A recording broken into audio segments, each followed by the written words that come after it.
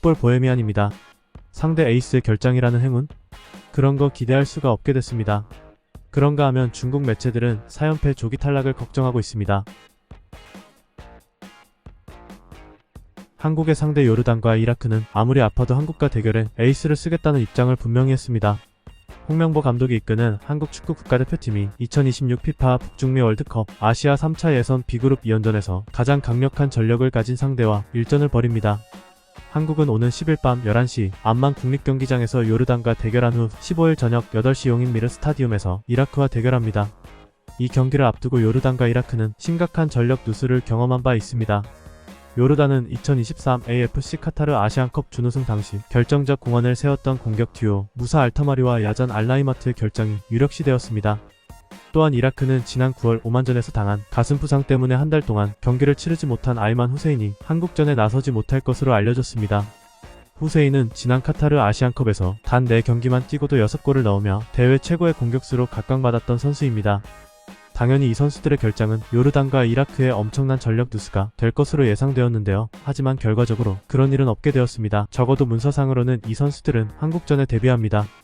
지난 7일 알라이마트의 대표팀 합류 소식을 알렸던 요르단은 프랑스 클럽 몽펠리에에서 뛰고 있는 무사 알타마리도 소집하기로 결정했습니다. 중동 매체 알 에티하드 센터에 따르면 자멜 셀라미 요르단 감독은 부상 중임에도 불구하고 알타마리를 캠프에 소집하기로 결정했습니다. 알타마리는 지난 9월 3차 예선 2연전 이후 소속팀에서 4경기 연속 결장하는 등 몸 상태가 정상이 아닙니다. 현재 알타마리는 발목 부상 때문에 어려움을 겪고 있는데요.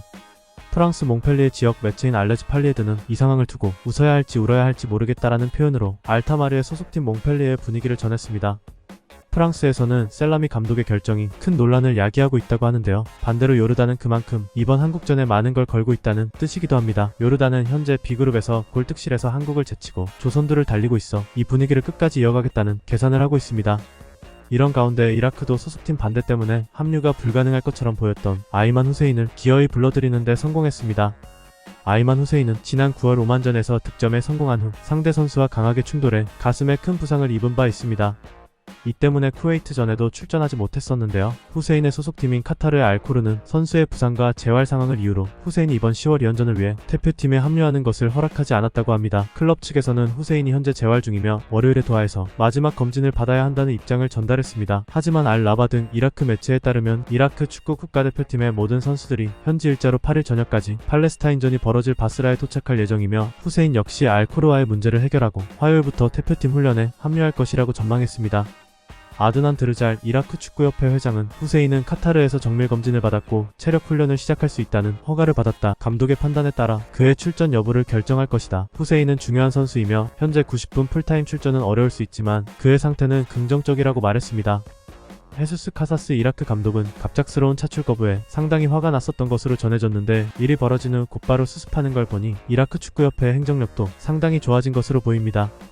물론 후세인이 과연 정상 컨디션을 발휘할 수 있을지는 의문입니다. 후세인은 문제의 오만전 이후 어떠한 공식전도 뛰지 못하고 오로지 재활에만 전념했기 때문입니다. 그러나 제 실력을 발휘하면 한국 골문을 무척이나 괴롭힐 선수 중 하나임에는 분명한 만큼 경계심을 늦추어서는 안됩니다.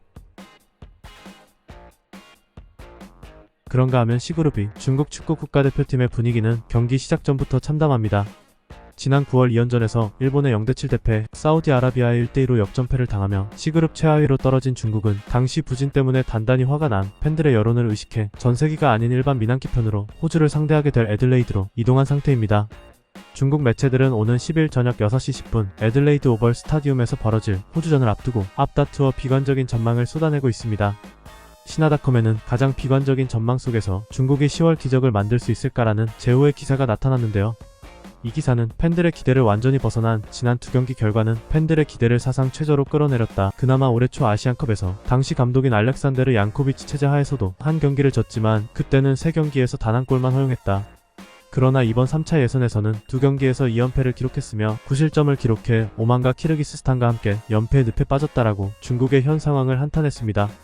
또 이반코비치 감독의 경기 운영에 대한 비판이 커지고 있다. 감독이 자리를 지키긴 했지만 그의 성과는 의문이다. 국가대표팀 차원에서 변화를 이루는 것은 클럽보다 훨씬 어려운 일이라며 여전히 감독을 향한 날을 세웠습니다. 그런가 하면 신화닷컴의 또 다른 중국 기사는 중국의 4연패 조기 탈락까지 걱정했습니다. 이 기사는 호주와 인도네시아는 모두 만만치 않은 상대다. 호주는 AFC 소속으로 매번 월드컵 본선에 진출하는 강팀이고 인도네시아는 기화 선수들의 힘으로 최근 급성장했다. 중국은 인도네시아전서 23년 동안 무패 기록을 가지고 있지만 이번 경기는 쉽지 않을 것으로 보인다. 신태용 인도네시아 감독은 중국과 바레인을 이기는 게 목표라고 자신감을 내비쳤다.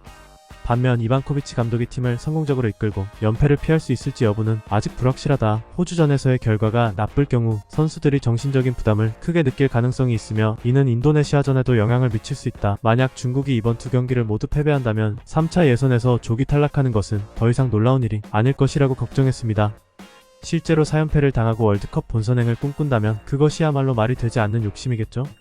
그만큼 중국은 이번엔 벼랑 끝 승부를 다짐하고 있습니다. 한편 중국은 호주에서 돌아오는 항공편은 전 세계를 이용할 계획이라고 합니다. 이상 풋볼 보헤미안이었습니다. 좋은 정보였다면 구독과 좋아요 부탁드리겠습니다. 감사합니다.